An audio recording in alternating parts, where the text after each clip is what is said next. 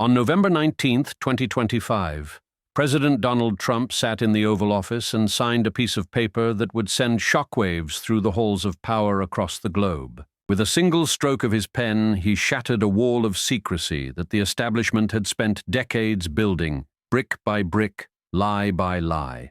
The document was called the Epstein Files Transparency Act, and it would force the release of millions of pages that powerful people had prayed would never see the light of day. For years, survivors had begged for the truth, and for years, the machinery of government had ground their pleas into silence. Previous administrations had stonewalled, bureaucrats had buried evidence in classified vaults, and the comfortable elite had slept soundly, knowing their secrets were safe. But Donald Trump made a promise, and unlike the politicians who came before him, he kept it. What emerged from those files is now burning through the foundations of the global establishment like wildfire through dry timber. This is the story of Jeffrey Epstein, the monster who hid in plain sight, and the reckoning that is finally coming for those who protected him. Jeffrey Edward Epstein was born on January 20, 1953, in a modest home in Brooklyn, New York, the son of a Parks Department groundskeeper. He was nobody, a middle-class kid from Coney Island with no pedigree, no connections, and no fortune. But Epstein possessed something far more dangerous than inherited wealth. He possessed a predator's instinct for identifying weakness and exploiting it. By the 1990s, through means that remain shrouded in mystery, this son of a groundskeeper had amassed a fortune valued in the hundreds of millions.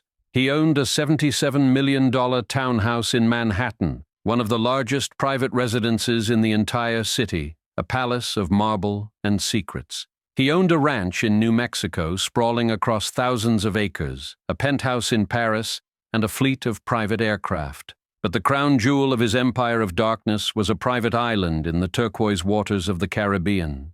In 1998, Epstein purchased Little St. James, a 71-acre paradise in the U.S. Virgin Islands, for nearly $8 million. To the outside world, it looked like a billionaire's tropical retreat, complete with palm trees, white sand beaches, and a mysterious temple perched on the hillside. But the locals who worked the waters around that island knew something was deeply wrong.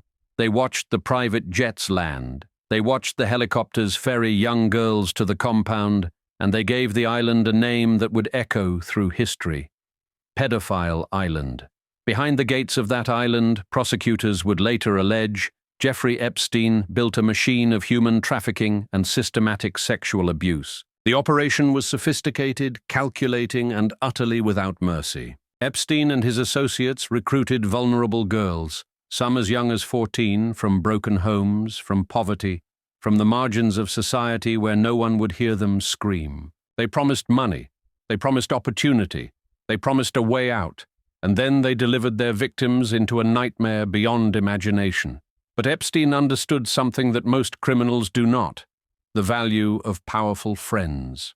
He cultivated relationships with presidents and princes, with billionaires and academics, with the titans of industry and the gatekeepers of culture. He flew them on his private jets, he hosted them at his properties, he photographed them in compromising situations, and he collected secrets like a dragon hoards gold. His little black book read like a who's who of the global elite, and that book was his insurance policy against justice. Working alongside Epstein was a woman whose name would become synonymous with evil: Ghislaine Maxwell. She was the daughter of Robert Maxwell, a disgraced British media baron who died under mysterious circumstances, leaving behind a legacy of fraud and espionage. Ghislaine became Epstein's right hand, his recruiter, his procurer, the friendly female face that lured young girls into the trap. She would befriend the victims, take them shopping, ask about their dreams, and make them feel special before delivering them to the monster.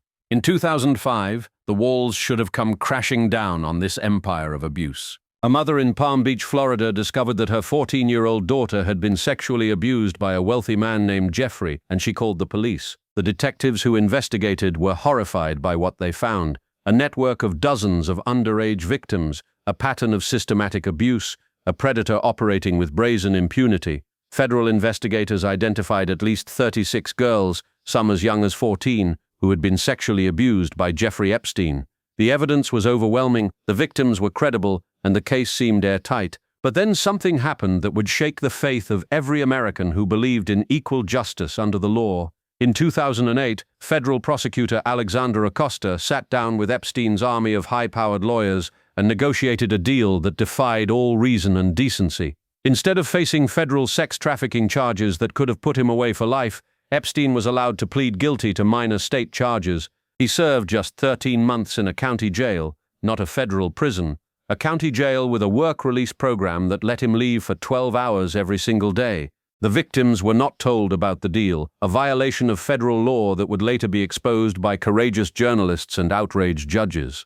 The Miami Herald called it the deal of a lifetime, and the Palm Beach police chief publicly accused the state of giving a billionaire pedophile preferential treatment. Epstein walked out of that jail and went right back to his life of luxury, his network intact, his powerful friends still taking his calls. The message was clear: if you are rich enough, if you are connected enough, the laws that govern ordinary Americans do not apply to you. But the survivors refused to disappear, and one journalist refused to let the world forget. In November 2018, Miami Herald reporter Julie K. Brown published an investigation that tore the mask off the sweetheart deal and exposed it to the sunlight. Her reporting ignited a firestorm of public outrage that federal prosecutors in New York could not ignore. On July 6, 2019, Jeffrey Epstein stepped off a private jet at Teterboro Airport in New Jersey, tanned and relaxed from a trip to Paris. Federal agents were waiting for him on the tarmac, and this time there would be no deal. Prosecutors charged him with sex trafficking of minors, and a judge denied bail, ruling that he was too dangerous and too wealthy to be trusted with freedom. When agents searched his Manhattan mansion, they found a locked safe containing photographs of nude young girls and compact discs with handwritten labels too disturbing to describe. The massage room where so many girls had been violated was still set up exactly as it had been 15 years earlier, the instruments of abuse gathering dust.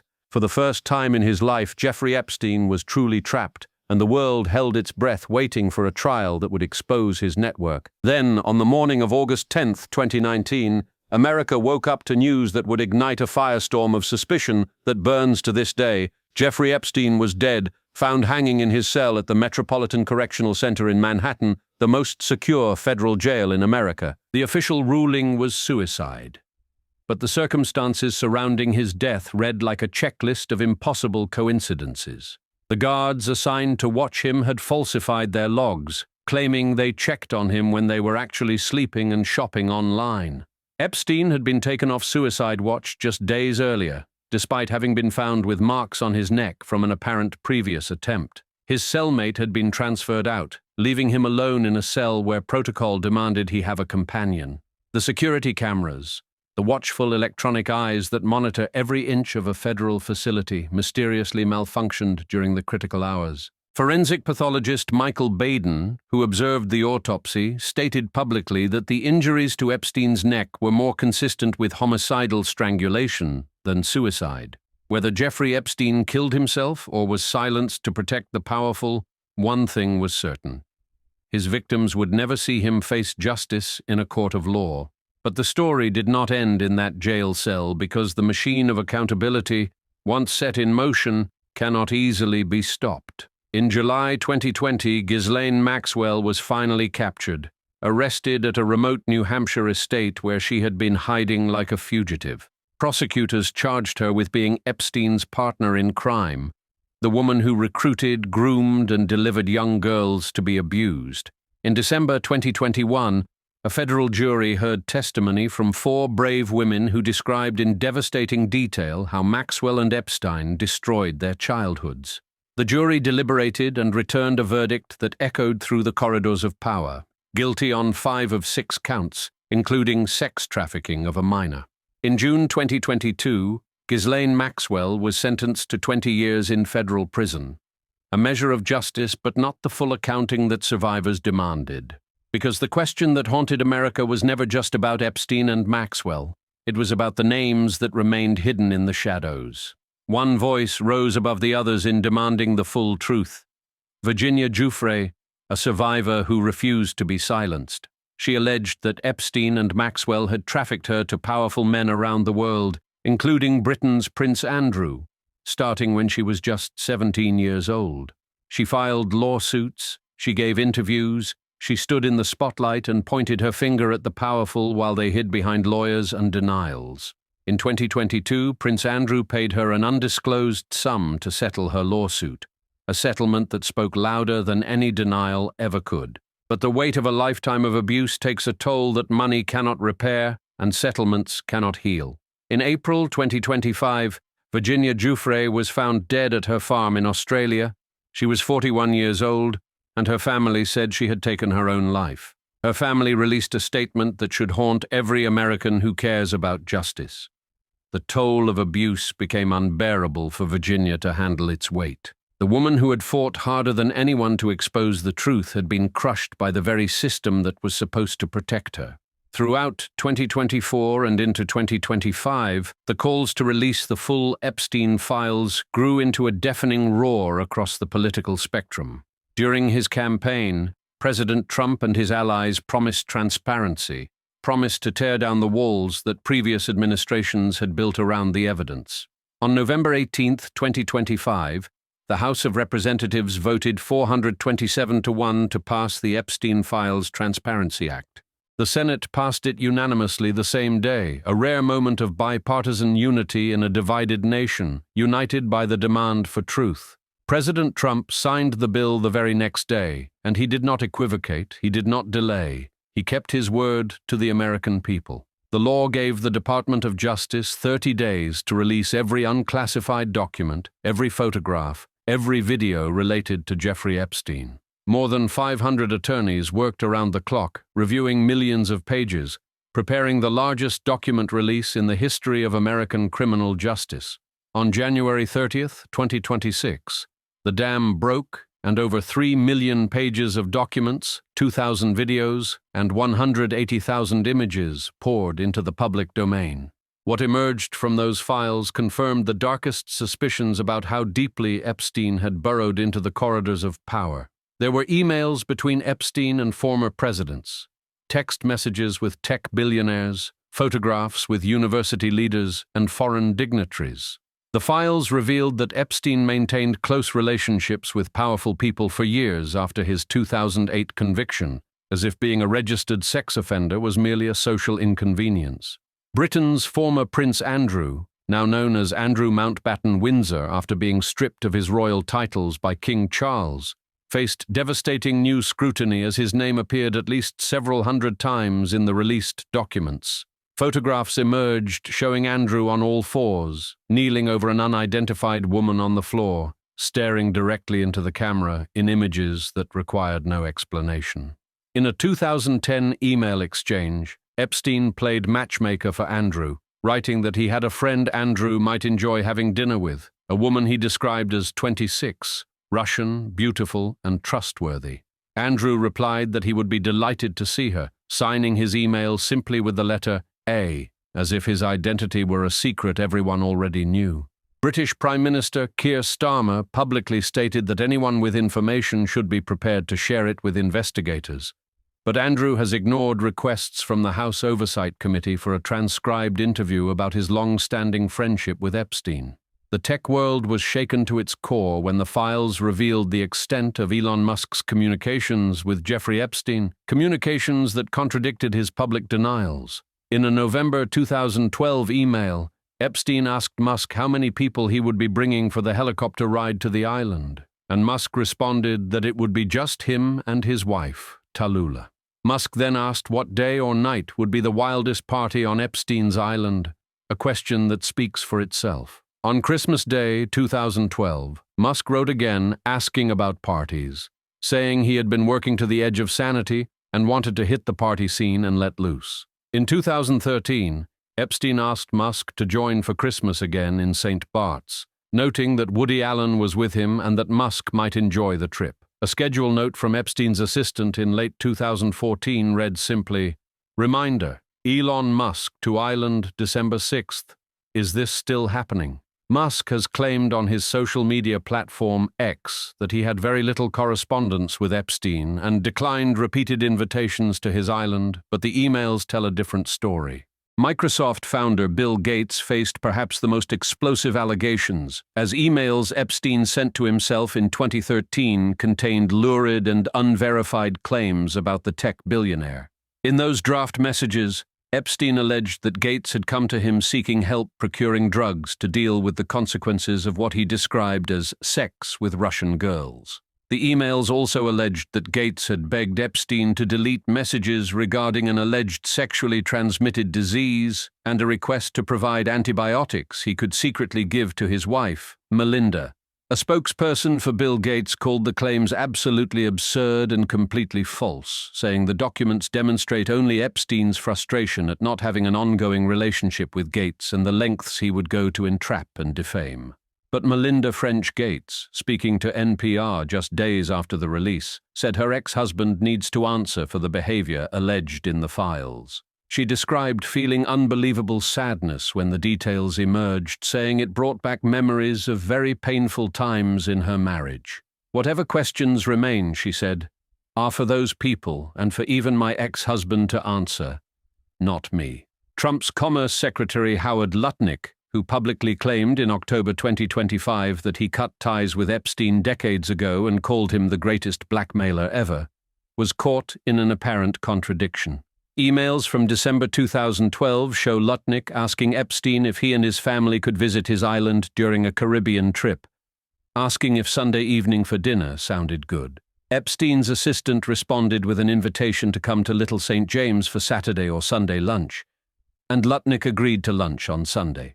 Lutnick's wife, Allison, enthusiastically accepted, emailing that they would be arriving on a yacht called Excellence with 2 families and 8 children, ranging in age from 7 to 16. The day after the scheduled visit, Epstein's assistant forwarded Lutnick a note from Epstein that read simply, "Nice seeing you."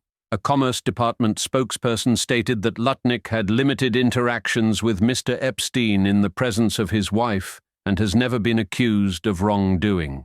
Former Trump advisor Steve Bannon's relationship with Epstein proved to be far deeper than anyone had imagined, with hundreds of text messages revealing a disturbing intimacy. The two frequently messaged about Trump, often mocking the president and Bannon's influence over him. In reference to an Axios post about Trump's schedule, Bannon wrote, "Brother is out of gas."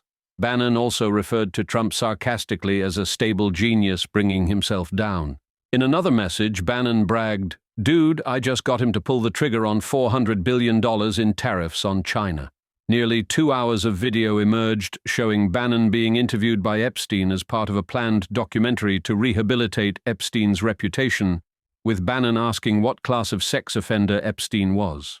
The files also revealed that Google co-founder Sergey Brin exchanged multiple messages with Ghislaine Maxwell, including offering to bring along Google's then CEO Eric Schmidt to a dinner at Epstein's residence in New York. Maxwell told Brin that dinners at Jeffrey's are always happily casual and relaxed. Epstein accuser Sarah Ransom had previously claimed in court documents in 2024 that she met Brin and his then-fiancée Anne Wojcicki on Epstein's private island.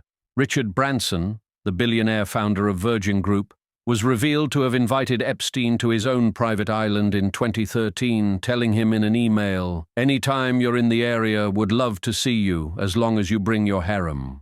Branson also counseled Epstein on how to rehabilitate his image, suggesting he get Bill Gates to vouch for him by saying he had been a brilliant advisor and had more than learned his lesson. An October 2009 email from publicist Peggy Siegel mentioned leaving Ghislaine Maxwell's house after a film party, noting that Bill Clinton and Jeff Bezos were there. When Epstein was deposed in 2016 as part of Virginia Giuffre's lawsuit, he was asked several questions about Bill Clinton and responded to each one by invoking his Fifth Amendment right against self-incrimination. Casey Wasserman, the head of the 2028 Los Angeles Olympics Organizing Committee, was revealed to have exchanged suggestive emails with Ghislaine Maxwell in 2003. Wasserman wrote to Maxwell, "I think of you all the time, so what do I have to do to see you in a tight leather outfit?" In another exchange about massages, Maxwell asked Wasserman whether it would be foggy enough during an upcoming visit so that he could float naked down the beach.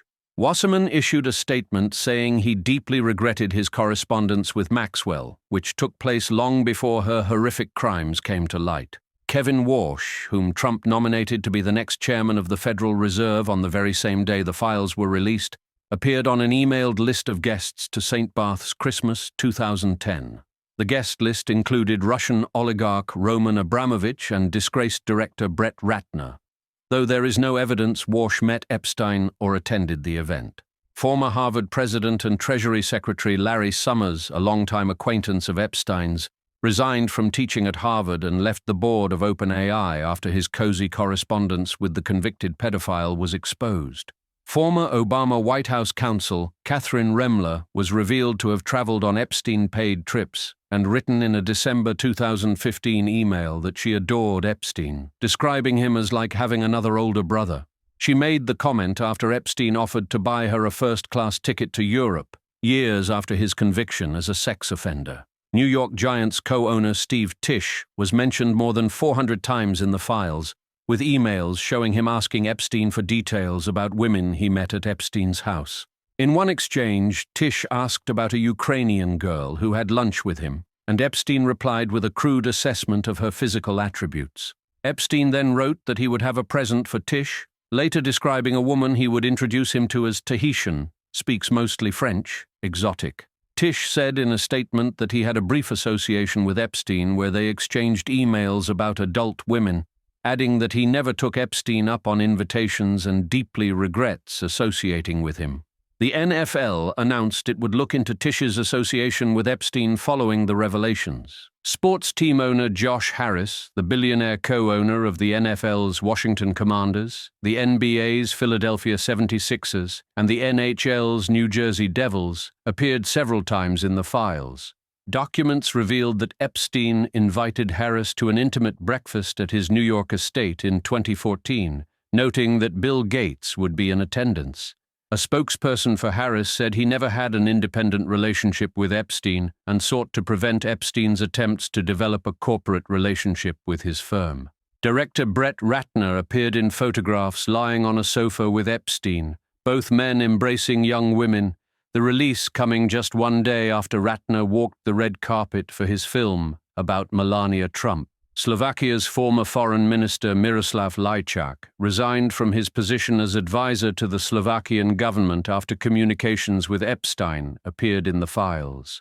Sweden's Joanna Rubinstein resigned as chair of Sweden for UNHCR after the files revealed she had visited Epstein's private island in 2012. Even Norway's Crown Princess Mette-Marit appeared in the documents, having exchanged emails with Epstein and later acknowledging she showed poor judgment in her relationship with him. Deputy Attorney General Todd Blanche stood before the cameras and made a statement that cut through the conspiracy theories. The Department of Justice did not protect President Trump. A deposition from Epstein's own house manager confirmed under oath that Trump never stayed overnight at Epstein's Palm Beach home and never received massages there. Trump himself has consistently maintained that he banned Epstein from Mar-a-Lago years before the scandal broke and that he has never set foot on Epstein's island. The files contained thousands of references to Trump, mostly emails in which Epstein and others shared news articles about him or gossiped about him and his family. The released records included unverified tips from members of the public making accusations against various prominent figures, tips that the FBI determined were not credible. But the release was not without tragedy, as the very survivors it was meant to vindicate found themselves exposed by government incompetence.